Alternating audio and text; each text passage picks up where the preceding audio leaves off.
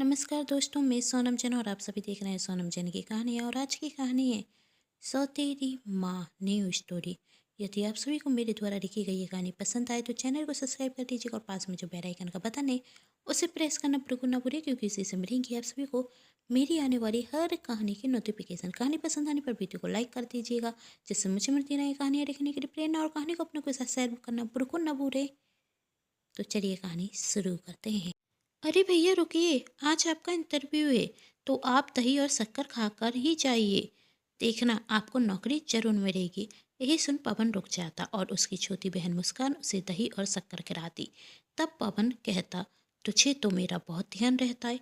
हाँ भैया, आपकी छोटी बहन हूँ तो आपका ध्यान रखूंगी ना, पर दही शक्कर खिलाना तो मेरे दिमाग से निकल गया था। वही तो माँ ने मुझसे कहा कि भैया को जाकर दही शक्कर खिला दो। अब माँ भी तो आपसे बहुत प्यार करते हैं ना। वैसे आपने माँ का आशीर्वाद नहीं लिया, जाइए माँ का आशीर्वाद लेकर आइए, आपको नौकरी फटाक से मिल जाएगी। छोटी, मुझे देर हो रही है, मैं जाता हूँ, कहते हुए पवन वहाँ से चला जाता और मुस्कान कहती, भैया मेरी बात तो सुनिए। लेकिन पवन किसी की नहीं सुनता और वहाँ से चला जाता। पीछे खड़ी हुई ममता की आंखों में आंसू आ जाते। यही देख मुस्कान कहती, क्या है आप दोनों का, मुझे समझ में ही नहीं आता। आप भैया से इतना प्यार करते हैं, भैया भी आपको सम्मान देते हैं, लेकिन भैया आपसे बात क्यों नहीं करते? और दही शक्कर खिलाने के लिए आपने मुझे क्यों भेजा?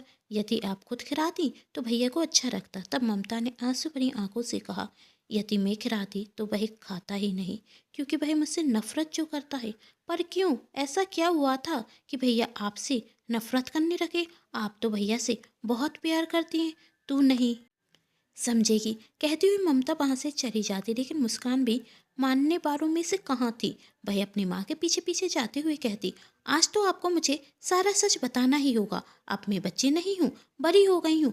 हाँ पता है मुझे, तू बच्ची नहीं बड़ी हो गई है। इसलिए अपना स्कूल का बैग ले और स्कूल चली जा, वरना टीचर से तुझे दांत खानी पड़ेगी। ममता ने मुस्कान से कहा। मुस्कान कहती, खा लूंगी मैं टीचर से दांत, पर मुझे सच जानना है। ममता गुस्से में कहती, एक बार की बात समझ में नहीं आती, हर बात पर जिद करना जरूरी होता है। यह सुन मुस्कान रोते हुए बाहर आ जाती। पवन बाहर ही खड़ा हुआ था और वही मुस्कान से कहता, क्या हुआ? कुछ नहीं, आपका और माँ का झगड़ा क्यों होता है? मैंने माँ से पूछ लिया तो बस उन्होंने मुझे दांत दिया, मुस्कान ने कहा। तब पवन कहता है, उनका तो काम ही है, पर तू दुखी मत हो, मैं तुझे छोड़ देता हूँ। मुस्कान खुश होकर मोटरसाइकिल पर बैठ जाती और वही पवन से कहती, माँ तो कुछ नहीं बताती, पर आप ही बता दीजिए, आप माँ से नाराज क्यों हैं? जबकि माँ तो आपसे बहुत प्यार करती है, उन्हें तो आपकी बहुत चिंता होती है। जानते हैं आपको नौकरी मिल जाए, इसके लिए वह मंदिर भी गई थी और भगवान से प्रार्थना भी की थी। पवन कहता, तेरा स्कूल आ गया, तू उतर जा, मुझे इंटरव्यू के लिए जाना है, देर हो जाएगी।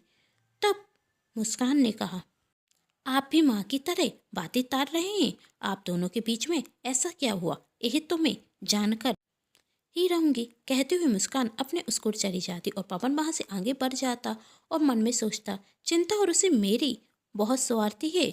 स्वार्थ के कारण ही तो उसने मेरे पिता समान चाचा जी से शादी की है, और यह सब तो नाटक है। मंदिर जाना, भगवान से प्रार्थना करना, मुझे क्या कुछ समझ में नहीं आता?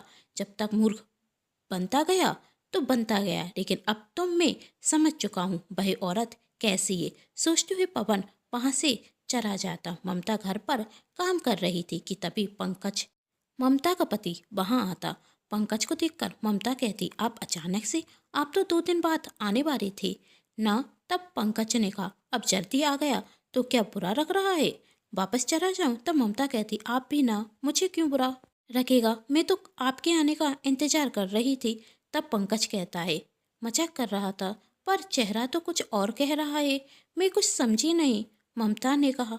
पंकज कहता है, मैंने तो सोचा था कि जब तुम मुझे देखोगी तो तुम्हारा चेहरा तो खिल उठेगा, लेकिन तुम्हारा चेहरा तो मुरझाया हुआ है। लगता है पवन ने फिर कुछ कहा। तब ममता कहती है, ऐसा कुछ नहीं है, और वही तो इंटरव्यू देने के लिए गया है, और मैं तो बस यही सोच रही थी कि उसका इंटरव्यू में सिलेक्शन हो जाए। बहुत मेहनत की है उसने। आप बैठिए, मैं आपके लिए पानी लेकर आती हूँ। कहते हुए ममता वहां से चली जाती। तब पंकज मन में सोचता, तुम कुछ कहो या ना कहो, मैं सब समझता हूँ। पवन की नफरत अब तुमसे बर्दाश्त नहीं होती और मुझसे भी बर्दाश्त नहीं होती।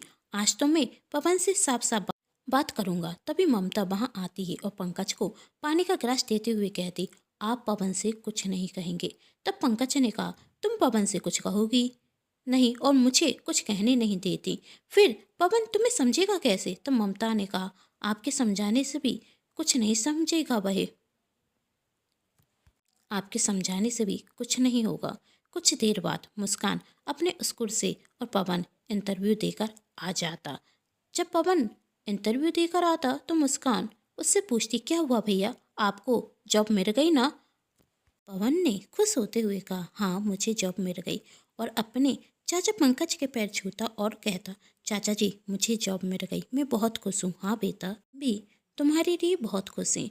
पवन अपने चाचा जी और अपनी छोटी बहन मुस्कान से बातें कर रहा था और उन लोगों के चेहरे पर खुशी देखते हुए ममता भी पीछे खड़ी खड़ी बहुत खुश थी। पंकज ममता की तरफ देखता, तभी मुस्कान कहती, इस बात पर तो पार्टी बनती है, हम ना एक बड़े होटल में जाकर पार्टी करेंगे। भैया पार्टी दोगे ना? क्यों नहीं मेरी छोटी, जरूर दूंगा। पवन ने कहा, ठीक है मैं तैयार होकर आती हूँ। मुस्कान कहती, तभी जोर से बादल गरजते और बहुत तेज पानी गिरने लगता। यह देख मुस्कान कहती, लो अब तो बारिश होने रखी है, हो गई हमारी पार्टी। तब पवन ने कहा, तू दुखी क्यों होती है, तुझे पार्टी कर मिल जाएगी। यह सुन मुस्कान खुश हो जाती। पवन अपने कमरे में चला जाता और ममता रसोई घर में जाकर स्वादिष्ट स्वादिष्ट खाना बनाने लगती है। जब वह सब खाना खाने के लिए बैठे तो मुस्कान कहती, माँ आज तो आपने इतना सारा और कितना अच्छा खाना बनाया। भैया देखना सारा खाना आपकी पसंद का है।